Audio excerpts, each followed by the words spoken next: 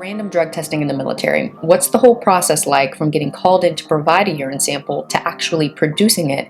And what can you realistically expect to happen if your urine sample comes back positive for an illegal substance?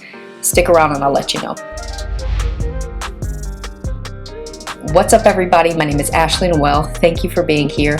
On this channel, we talk about military lifestyles, tips for traveling and working abroad, and leadership advice. So if any of those topics interest you, please make sure to hit that like and subscribe button down below. As always, quick disclaimer, I do not speak for the Department of Defense, nor do I speak for the Air Force. I only speak for myself.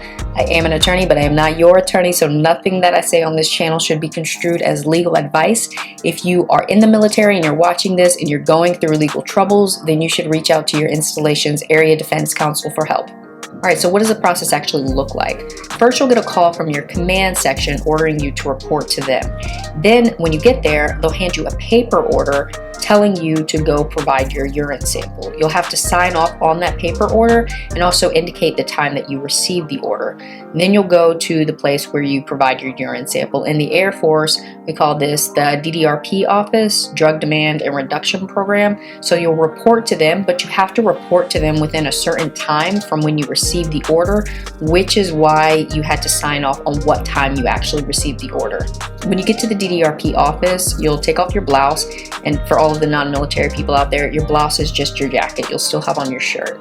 So you'll take off your blouse and then they'll hand you your urine sample cup and you'll be able to go to the bathroom with the observer. The observer is just another airman who was assigned to do this as his or her alternative duty for the day, but the observer has to have eyes on that urine sample cup the entire time it's in your possession. So you'll go to the bathroom, the observer will watch you provide your sample, you'll be able to wash your hands, and then you'll provide the urine sample back to the DDRP staffer. Then you'll watch them seal the cup, and then from there they'll ship it off for testing. Who gets tested and when they get called in for testing is completely random, but it's likely that military members will get tested at least once a year. So here's the thing. If you decide to join the United States military and still engage in illegal drug use, I don't know. That's just living fast. It sounds like a life decision to me. So let's talk about what consequences you realistically can expect for a positive urinalysis. First, understand that when they're testing your urine sample, they're not just testing for marijuana alone. They're testing for an entire panel of drugs and controlled substances. Marijuana and THC are still illegal under federal law, so it doesn't matter if you're stationed in a state where marijuana use is legalized because the military operates under federal law. So if you smoke weed or consume any type of product that contains a cannabinoid, understand that that is still illegal under the UCMJ and it is a crime for which you can be penalized.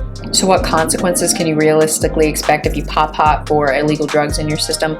There's really no trade secret here. You can look to UCMJ Article 112 Alpha, or if you're in the Air Force, you can look to AFI 363208. They basically say the same thing, which is that drug abuse is incompatible with military service. The type of punishment that you can expect really depends on a lot of different factors, everything from the type of drugs found in your system to the amount, things like that.